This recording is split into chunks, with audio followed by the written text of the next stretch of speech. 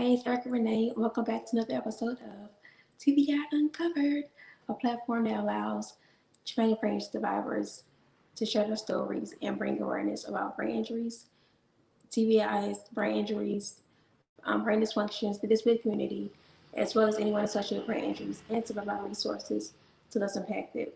On today's show, we have a guest, and she's going to be talking about a brain condition called Meningioma. And I met her when I created a post asking anyone if they knew anyone that had brain injuries or any type of brain dysfunction.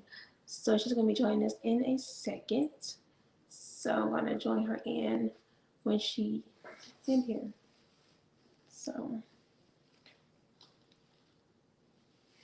today's been a long day, a good day.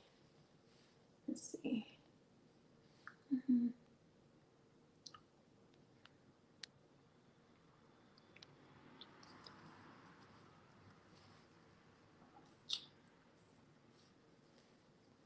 I mm-hmm. See.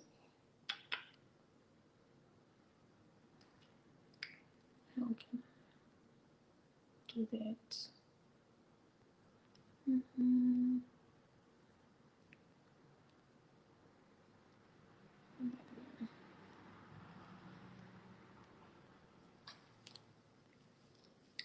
I wonder.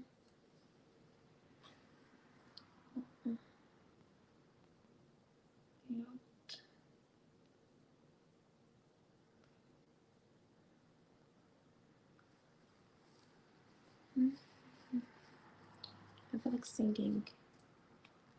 That's how I like singing. It's been a good day. I'm excited about this episode. I haven't never heard of this condition before ever, but I know it's real critical. So I'm interested in hearing her output about it. It's so loud outside. I think it's around people when people get off. Extremely loud.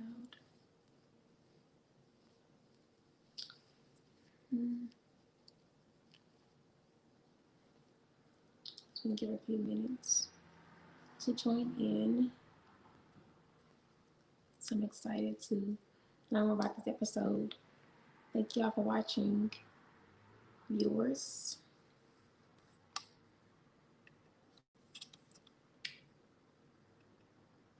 Let's see.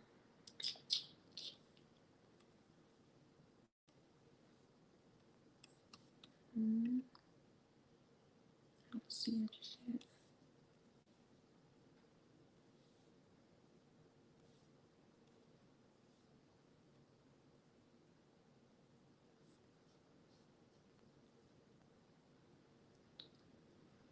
Hey Rob, how's it going? Waiting for her to join in now. Waiting for her to come into the interview. Let's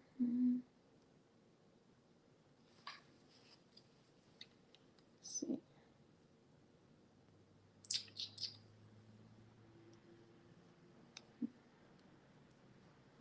Okay.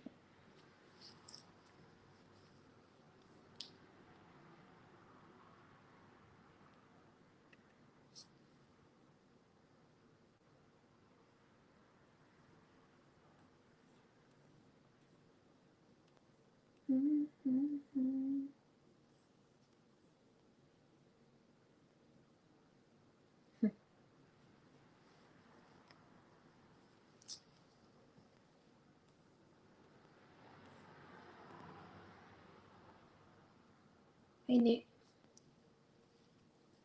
how you doing?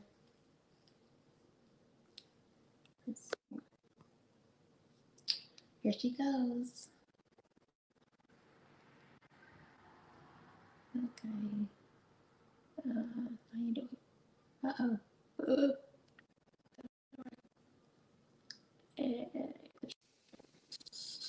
Hi, Angelica. How are you? I'm good. How are you? I'm pretty good. I'm excited about this episode. You look pretty. Thank you. You're welcome. So I want you to introduce yourself and tell people about who you are, and you can go on to a little bit about your condition or the condition.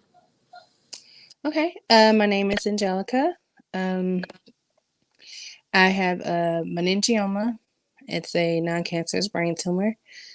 Um, yeah. It's That's sweet. So when I was conducting research, I saw that there are several types of meningioma.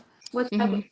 is one you have? It's in the frontal right lobe of my brain. It's right on the optic nerve. Oh, that's your baby. Sorry, yeah.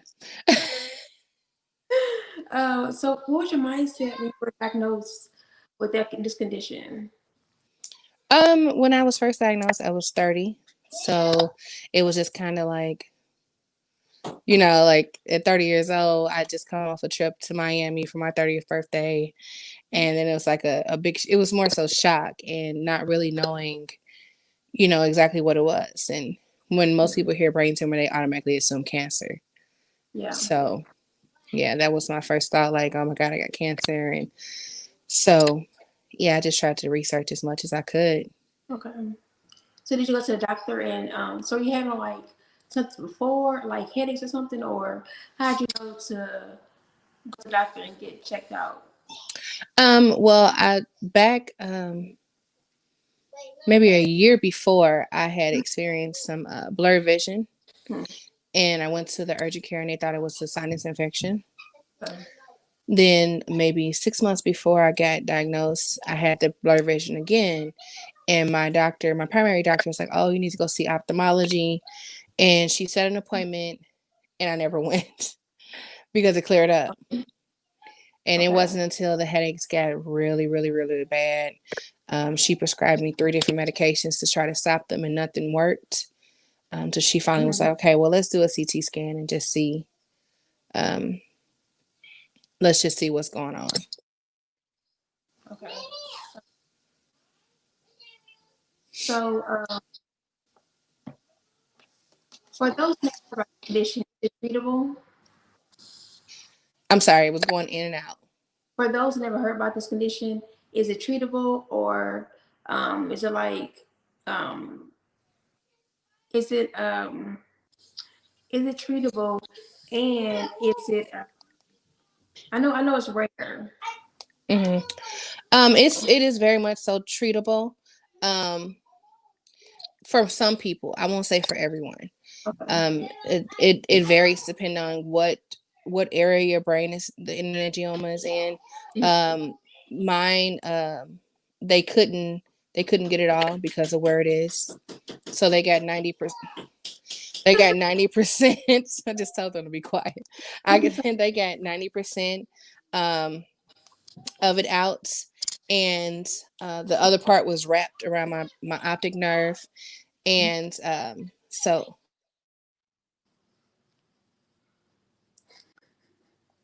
I'm so sorry. Are you fine? Um, You're fine.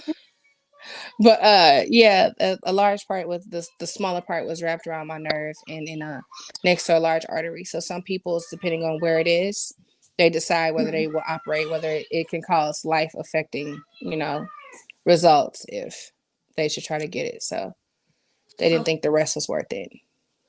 So how does it affect you physically, emotionally, mentally? How does it affect you personally?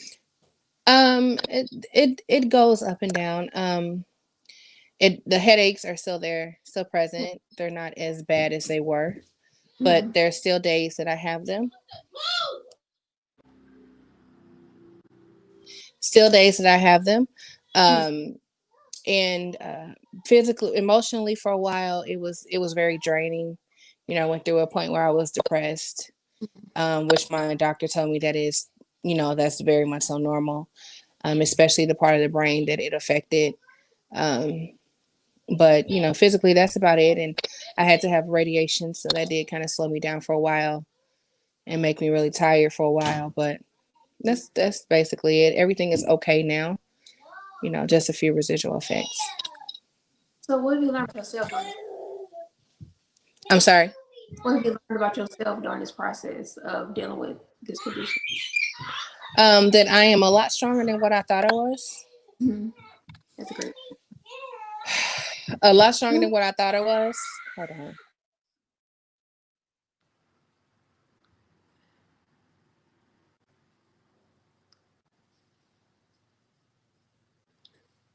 I'm sorry. I have 4-year-old twins that are off the chain. Goodness. So no matter, I'm trying to stay in my room with the door shut and locked, but it's still. I'm sorry. You're wild. Yeah. Yeah. So yeah, that I was stronger than what I thought I was. I you don't sometimes really know your strength until you are in the mode, in the moment, and you don't have a choice but to be strong. Yes, I agree with that. A couple of people have said it before, so I guess until you're tested with something, you don't know your strength. I guess. Mm-hmm. I can understand that. What about you to get someone to what about you to get someone who's newly been diagnosed with is it meningioma or Meningioma. meningioma? Okay. Mm-hmm. To stay off the internet. What do you mean that internet? Wait, The the research, okay. everyone's is different. So, Mm-hmm. when you look online and you see some people and they're like, oh, they died after a month, or it's inoperable, or, they never walked again, or, those are things that you look forward to, that you feel like you try to manifest into your own life. Yeah. And I understand the research point. You want to find out things, you want to know more, but just be very careful of the internet and taking everything for its word that you see on there, because everyone's different. I took the words in my mouth. I was gonna say it affects everybody because all bodies are different. We don't all have the same body, so it's not gonna affect everybody the same way. What may happen to you may happen to me. So Right. I think that advice is very that's a great advice to not overly. I mean, I think it's good to be aware of it and get Mm-hmm. information, but don't that you just let it rule your life. I guess so many Mm-hmm. words. Yeah, And absolutely. um, so what made you continue to keep striving forward and pressing forward? Well, my kid, well, at the time I just had a kid. My daughter, she was watching me. So it wasn't like I could fall in the middle of the floor and just give up, or, you know, my particular story, I had surgery, Okay. and I did rehab for 2 weeks to learn how to walk. I couldn't use my left side. I couldn't walk after surgery. So I did intense rehab for 3 weeks to learn how to walk again. Mm-hmm. Um, and just simple stuff like even how to get in the bathtub again, just relearning all those basic skills. And I went home on a Thursday. Okay. On a Saturday, I was back in the emergency room because I had a brain infection. Hmm. So there was another surgery, and there was another 2-week hospital stay. Went home on IV antibiotics, and then a few months later, did radiation therapy. A few months later, I had another surgery. So I think I just felt like my daughter's watching me. Who's to say what will happen with her in her lifetime? I Lord forbid anything ever happens. Mm-hmm. But I want her to be able to look back and say, well, my mom did it. She was fine. She pushed through. She made it. She didn't complain a lot. She didn't fall apart. She just made it happen. Is it hereditary? No. Okay. Mm-hmm. So what is something you're passionate about? Outside of my kids, crafts. I You said am crafts. Yeah. I love the craft. I bling out stuff, repaint stuff, refurbish stuff. I got a problem, but to have I don't want to call it a hobby, but I mean it's an outlet for you. So if that's what yeah, keeps you sane, then I mean why not do it? yeah, absolutely. So so I see you have a business. I Hmm. forgot the name of it. So what is your business? I do personalized t-shirts. Okay. Yeah, personalized t-shirts. All around. I love that. Yeah, yeah.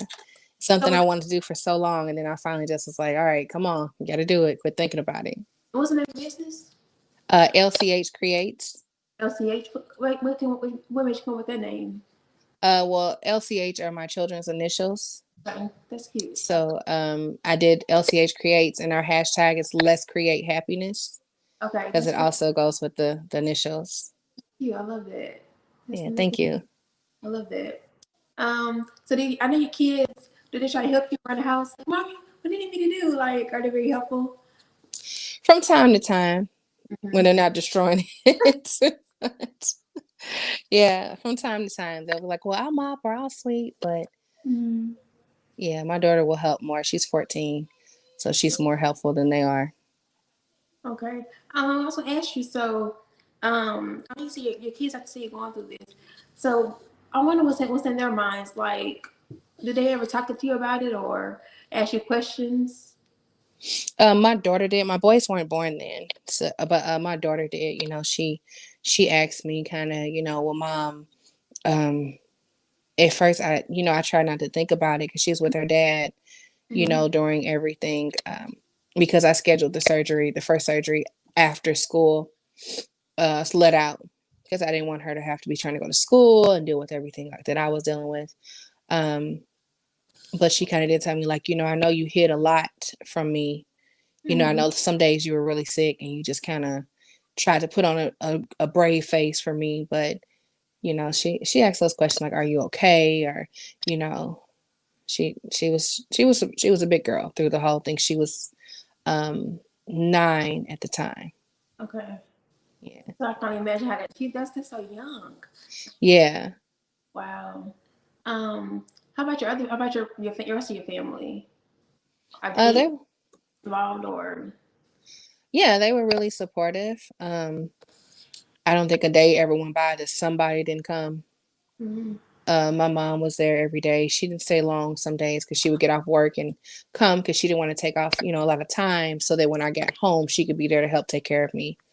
Um, Okay. because I wasn't able to move around like I was before. So yeah, my family was really supportive. My aunt and my cousins, um, and other friends were definitely supportive and there Yeah, for me. that's important. And Tad is Yeah, support. Are yeah. you in support groups? I was. I have not kept up with them in the last couple years. Just life got busy. Right. I was in Meningioma Mamas. It was a really, really good support group. Okay. Is that on Facebook or somewhere else or? It's not on Facebook unless they've added it in the last couple years. I was researching support groups and I ran across it. You do have to. It's online. If you Google it, it'll pop up. And then you have to actually request to be a part of the group because they want to make sure people Join. who actually have meningiomas are in the group. Mm-hmm. Is that some more? So how have they helped you get through your Mengioma journey? Just being able to talk to people who experience it. A lot of times when you have something like I have, when you have a brain tumor, if you've had a brain tumor, Mm-hmm. after the initial surgery part, people forget that you still have it. So they don't understand the symptoms that come. They don't understand the exhaustion that comes because hey, you made it through surgery, you're done now. Since they Right. can't see the out. If it's not outside, then people don't really know how to respond to it. So being in that support group and people going through the same thing I was going through was really, really helpful because they were able to relate to me and say, yeah, I know, I understand that. Or, I had questions about doctors or whatever else they were able to give their, from their perspective and their point of view. Um. So. Hmm. So you said you still have it. Mm-hmm. Now, for you, they can get all of it. So is it possible to not have it anymore, or is it Mm-mm. always going to be an issue? Yeah, it's always going to be there.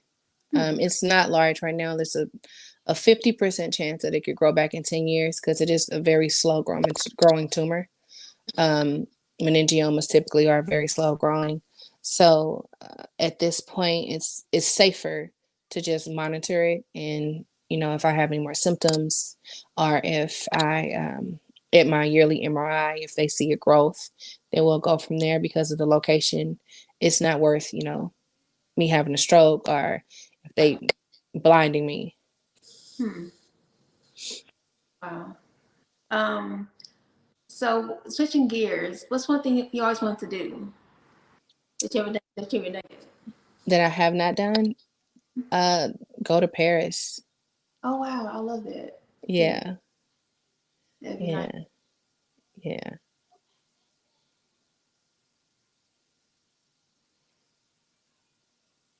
yeah. I couldn't quite hear you. I said, why Paris? What is it about Paris that you like? Just the beauty of it. Hmm. Beautiful place. Um, Something I want to experience, before life's done. I want to be able to just go and say I went. And yeah, it's one of the places that's on my bucket list. That's cool. Yeah. So why is awareness about minute? Why is that? I'm trying to say this word. Don't tell me. Meningioma. Uh-huh. Okay, I got it right. Yay. Why is awareness important? Why is awareness important about it? I'm sorry, I couldn't hear you. Why is awareness important about meningioma? Awareness, because a lot of times it's such a slow growing tumor that most people don't know until it's at that point of needing surgery. Because people have headaches all the time, or they have no symptoms whatsoever, because in reality, by the time mine was caught, I may have had it 10 years and had no idea that I had it. Doctors have really headache. Yeah. So, and it's one of those things that, if you just go in for a headache, doctors just think, oh, you just have a headache. Or, some people naturally have migraines, or, so it's very important, especially when we're younger and we're busy. We don't pay attention to our bodies. Or you take a time, you fine. You need Mm-hmm. Exactly. We don't go to the doctor. We don't listen to what our bodies are saying. So I think it's important for people to start to listen to their bodies and to understand that this is out there. It's not, this death sentence is something that we can, that can be fixed, that can be worked on, that could be, it's livable. You can live with it and be okay. Especially if you catch it early enough. But if you said can grow though, right? Mm-hmm. Okay. Yeah. Is there anything that could stop it from growing possibly? Radiation is what they try. Oh, So that's why after my surgeries, about 3 months after that second surgery, I had radiation treatments to try to kill the cells around the tumor. It won't shrink the tumor, but it'll kill the cells around it to try to stop it from growing. and there's no pills that you can take like that, or Mm-mm. that can pretty much stop it from Yeah. growing. No pills or anything. And that's why they were so adamant about doing yearly MRIs. I am at the point where I can get them every 3 years now. Okay. But that's why they do those yearly ones, so that if they see that it starts growing, then instead of having to rush straight into surgery, they can just shoot radiation again to kill those cells again. Is there like a certain time period that it tends to grow or something, or is it just radically? Just randomly, they say 50% chance within 10 years that it might grow. Grow? Okay, so it's not like a monthly thing, or Mm-mm. it just grows every, you said so many years? Yeah. So I was going every year up until last year. So now I'm at the point, I hit my 5-year point. So now I can go every 3 years. Okay. So I wonder why that's, so is that automatic that you can get checked that often, or should it be more often, or No, it's just because they know I have it, they'll check me like that. Some people who don't have any leftover tumor, like some people, they can go in and get the whole tumor out. They don't check them as often. That first year, I was checked like every 3 months. So just to make sure there were no scarring or any issues. But basically, it's slow growing. So they figure within a year, if it's grown, it has not grown that much. It's still, small enough where we can just do radiation and try to stop it. okay. Well, I'm glad you're still here. I'm glad you're still functioning. and Yeah. still you seem joyous to me. I mean, you seem Yeah. you have good energy. I feel like so. I'm glad you're living all life, continuing all life, and still moving forward. So Yeah, this absolutely. that's beautiful. So I want to play a little game called This or That, Okay. and it's just pick one or the other, just an option one or the other, whatever. So, do you prefer dominoes or spades? Spades. Okay, so just a kind of a tough one. Idris Elba or Ring Spade? Idris. Idris? Yeah, you know. Hmm. Okay. Comedy movies or romance movies? Ooh. Uh, comedy. That's hard. That's a hard one, but comedy. Comedy, okay. Would you rather cook or go out to eat? Go out to eat. You want to cook? Not really, not unless I have to. Okay, so Hawaii or Jamaica? Jamaica. Jamaica. Have Yeah. you been to Hawaii before? Mm-hmm. Yeah, okay. You went to Jamaica before as well, or just Hawaii? Mm-mm. That's Hawaii.